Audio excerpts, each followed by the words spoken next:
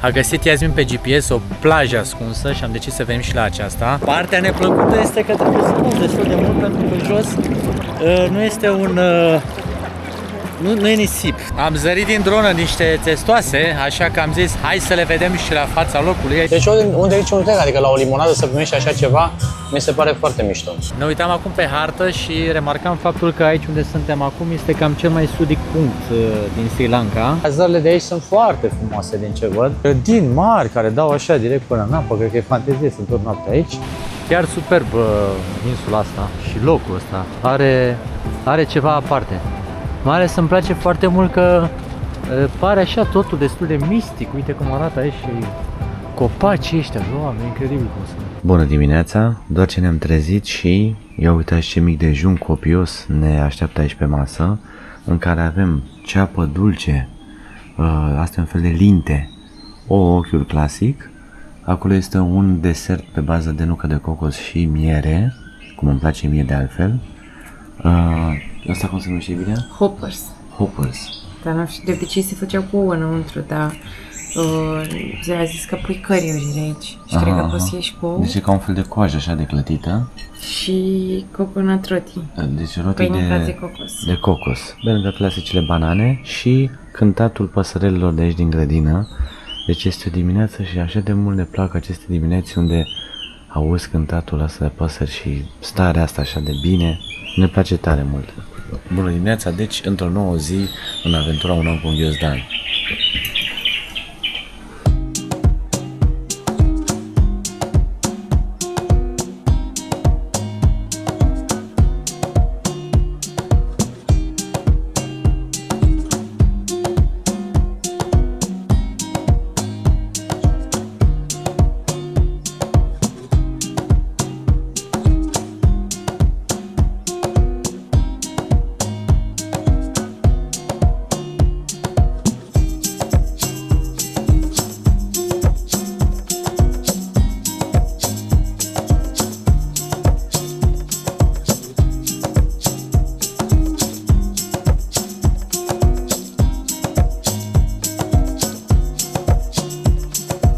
Am comandat aici o limonadă cu passion fruit și sunt foarte curios să văd ce gust are, că prezentarea cel puțin e spectaculoasă. Ia să vedem, avem și o jumătate de fruct, o nebunie întreagă ce e aici. Mamă, ce mișto e și are foarte mult fruct în interior, să vedem. Dar sunt foarte curios ce or mai fi și astea. Sper că or fi și aturi. Ia să vedem. Wow! Mamă, cum e! Deci zici că e o lămâie întreagă stoarsă, dar după ce a fost stoarsă, a mai fost încă o dată distilată și încă o dată. Mamă, ce am curat pungă. Abia mai vorbesc. Și hai să vedem ce mai fi și asta. Asta zici că este ca un fel de portocală, așa, foarte densă, cu miere. Foarte, foarte bun. Și în ultimul rând, ia uitați ce mișto arată fructul. Să luăm așa fresh.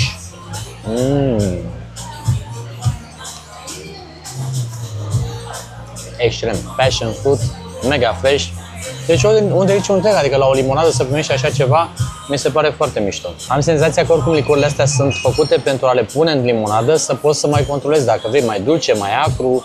Dar în orice caz, toată treaba asta cu prezentarea m-a lăsat mască. Foarte mișto. Că nici n-am apucat să fac un XL aici, că lucram la serviciu un pic, nici n-am apucat să facem mare lucru, că deja a venit și dita mai pizza. Nu știu dacă pe camera asta se vede prea bine, dar e mare și arată bine. Foarte mișto se prezintă. Și îmi place mult și ornamentul ăsta, așa, frunza asta. Iar modul în care poți să stai aici să lucrezi mi se pare absolut genial. Foarte mult îmi place. Mulțumesc, iubito, pentru încă o nouă recomandare de excepție să fim aici în acest loc, unde aici în spatele tău se vede deja cum ne invadează jungla. Suntem la un pas de plajă. Suntem la un pas de plajă. Da. Mamă, deci o luăm direct și ajungem la plajă. Și cum se numește locul, iubita? Că mi scapă acum? Dots. Deci Dots. Așa se numește cafeneaua asta, unde ne-am fost și acum 3 ani de zile, dar între timp a evoluat frumos și ne bucurăm să o regăsim cu bine și funcțională. Pe acolo de obicei se întâmplă să mai vină și DJ seara. E foarte mișto locul ăsta și e hippie așa, hipstereală de aia, cum ne place nouă. După ce am plătit nota care a fost undeva la 4.000, adică vreo 70 de lei, roughly, așa să spunem, am decis să venim la o plajă ceva mai sălbatică, nici noi nu știm ce ne așteaptă aici, însă ne place să explorăm. Am luat tuk-tuk-ul, l-am parcat și hai să vedem cum se prezintă treaba. Suntem noi localnici și vreo 2 câini maidanezi. Ia uitați-o cum se prezintă. Mamă, destul de abruptă intrarea. Hello! Wow! Dar foarte sălbatică și valurile sunt destul de mari. Nu e absolut nimeni. Deci este o plajă mega pustie, ceea ce se poate să fie drăguț. Dar, și uite acolo. Da, uite ce mișto e și barul ăla de acolo. Dar sigur nu se poate ajunge de pe aici. E probabil că trebuie să mergem mai în față și să parcăm tuk-tuk-ul. Acolo în zare se vede foarte mișto acel bar. E o terasă unde poți să stai, o limbă de pământ. Și după cum vă spuneam, locul ăsta este faimos și pentru că mai sunt testoase aici. Ne-am decis că vrem să facem un tur al plajei complete și o să mergem și într-acolo, unde se vede limba aceea de pământ. Oricum, cazările de aici sunt foarte frumoase din ce văd. Chiar aici, pe partea dreaptă, se poate vedea o cazare cu grădini mari care dau așa direct până în apă. Cred că e fantezie să întorc noaptea aici. La fel și aici, altă cazare frumoasă pe care putem să o vedem. În față alta. Deci sunt foarte multe spații unde vă puteți caza în zona în care suntem și de fapt cam asta am vrut să vă și arătăm aici. Prețurile, condițiile de la plajă și ce puteți să mâncați, să știți exact cam ce așteptări aveți dacă veniți în zonă. Ia uitați ce frumoasă e vila asta. Mamă, e superb, nu? Și cu boltele astea așa, cu toată zona asta de coloane, așa mari, ușile din lemn, adică se vede că este o casă dechisită. Foarte mult îmi place o dată. Am ajuns și ne-am parcat, ia uite aici un frățior, aici suntem și noi. Și ce vreau să vă spun că am remarcat în această zonă și chiar mi se pare un pic ciudat, eu v-am zis, am o tuse de vreo 3-4 zile, poate chiar 5, o tuse destul de ciudată, așa, necăcioasă, și mă uitam că și tipul care era pe scooter Silanchez și un alt domn care era într-o mașină aveau același tip de tuse, deci se pare că nu știu Dumnezeu pe aici, dar e destul de chinuitoare, deci să știți că dacă pățiți așa ceva, e ceva de sezon, să zicem, se întâmplă pe aici prin zonă. Între timp am parcat la cealaltă zonă, după cum am spus, la cealaltă plajă, care este ceva mai amenajată. Arată chiar frumos aici, bine, eu uite ce drăguț e. Cu șezlonguri, cu snorkel, că v-am spus acolo, cred că sunt testoase, de aia sunt toți oamenii adunați. Uitați ce drăguț arată. Deci pe la ei plajele sunt foarte sălbatice, așa am putea spune. Dar la fel de bine cum se practică și pe plaja pe care noi am fost până acum, poți să vii, să te așezi pe un șezlong, în general sunt gratuite, dar e bine să întrebați, ia uite acolo cred că are și Wi-Fi de dreptul. Și dacă consumați ceva, aveți șezlongul. Deci cam asta e practica uzuală pe aici. Nu te obligă să fie o consumație minimă, dar e bine să întrebați, că uneori se mai impunea. Și uite ce frumos e acolo, e și un resort, se vede la orizont. Valurile sunt destul de ok, acolo în zare unde se văd acei oameni, cred că sunt la testoase, de aceea sunt adunați. Și o plajă care, după cum se poate vedea la ora dimineții, la prima oră, este pustie. Deci sunt șezlonguri nenumărate. Ce valuri mari sunt încolo, e incredibil, da. Wow. Și arată spectaculos totul în zona aceasta, unde ai și acolo vedere, poți să stai. La fel și aici, dar o să ridicăm o dronă imediat să vedem și de sus tot arhipelagul ăsta, care îmi place foarte mult cum se prezintă.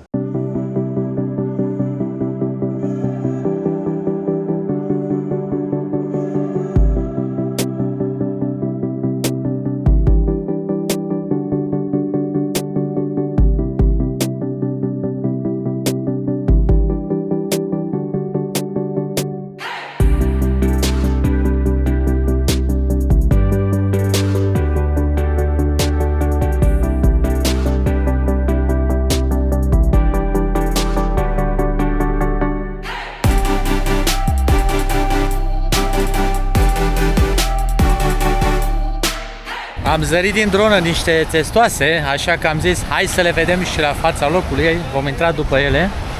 Evident că nu este bine să le atingem, dar o să le vedem. Și suntem foarte curioși, că nouă ne plac testoasele. Care să le hrănească și sigur bine. Și are și, deci ei aici poate să-ți dea și kitul de snorkeling și îți dau și din asta, cum îi spune, alge, dacă vrei să hrănești testoasele. Dar noi din dron am văzut-o undeva pe aici și sunt destul de mari, adică se văd bine de tot. Hai, iubita, ești gata? Da. Hai, aventura! Să înceapă aventura! E mare apa? Oarecum. Oarecum, da. Partea neplăcută este că trebuie să mult destul de mult, pentru că jos nu este nu e nisip, sunt multe pietre. Și mie nu prea îmi place treaba asta cu piatra, că mai pot fi diversi dăunători pe acolo. Ia zi mi-a rămas pe la mal. Eu după aici caut testoasă, să vedem dacă o găsim.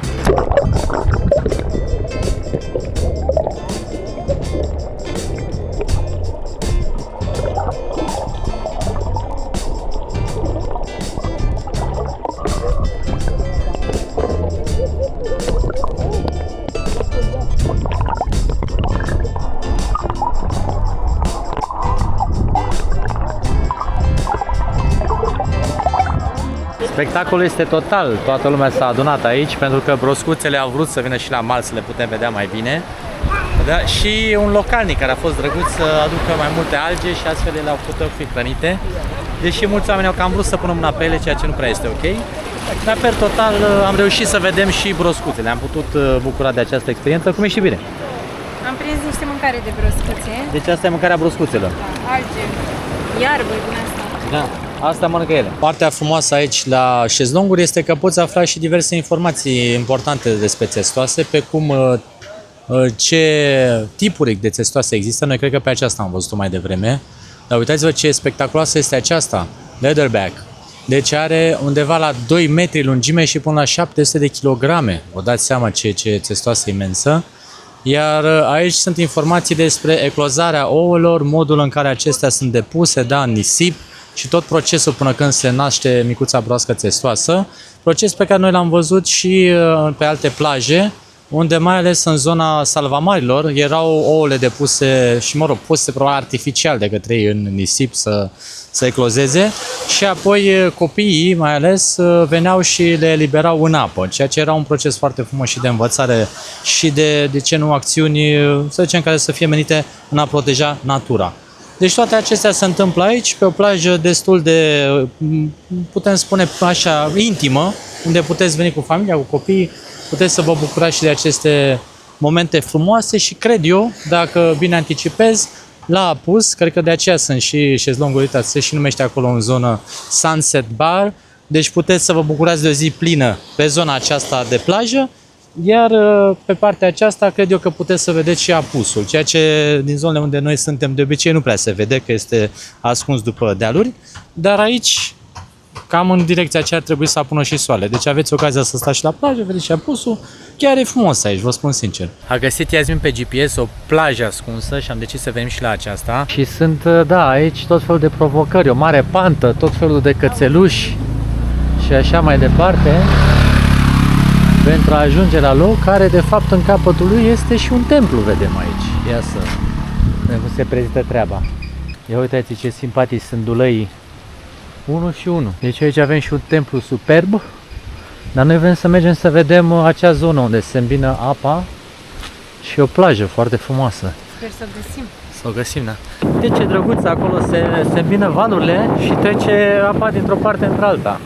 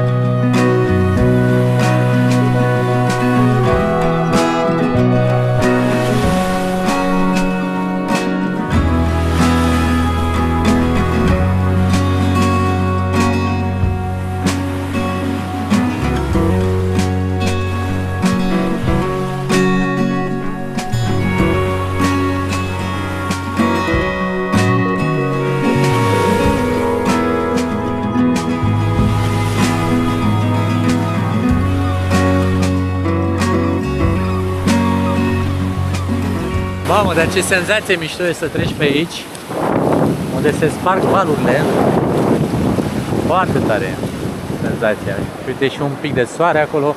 Am prins un moment super mișto.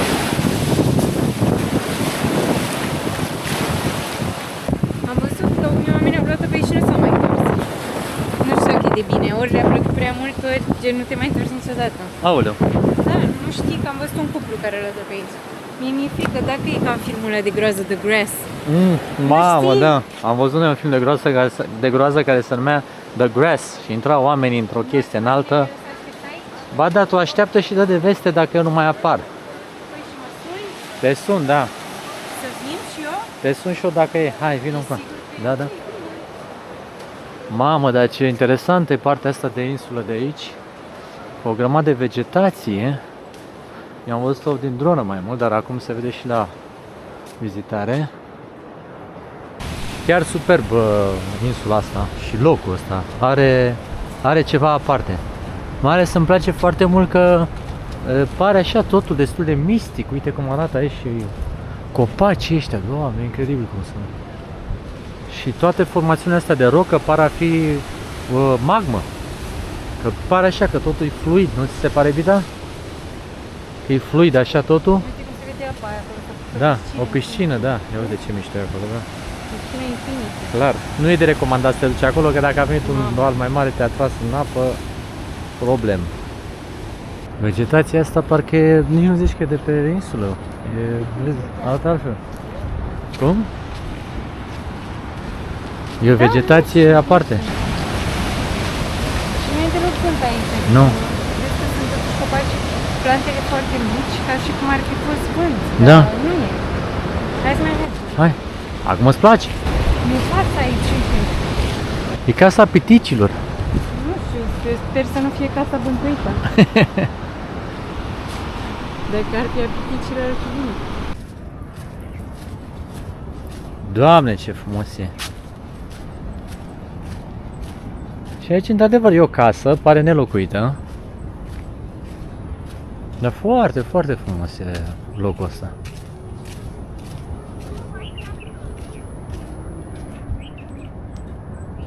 Ne uitam acum pe hartă și remarcam faptul că aici unde suntem acum este cam cel mai sudic punct din Sri Lanka.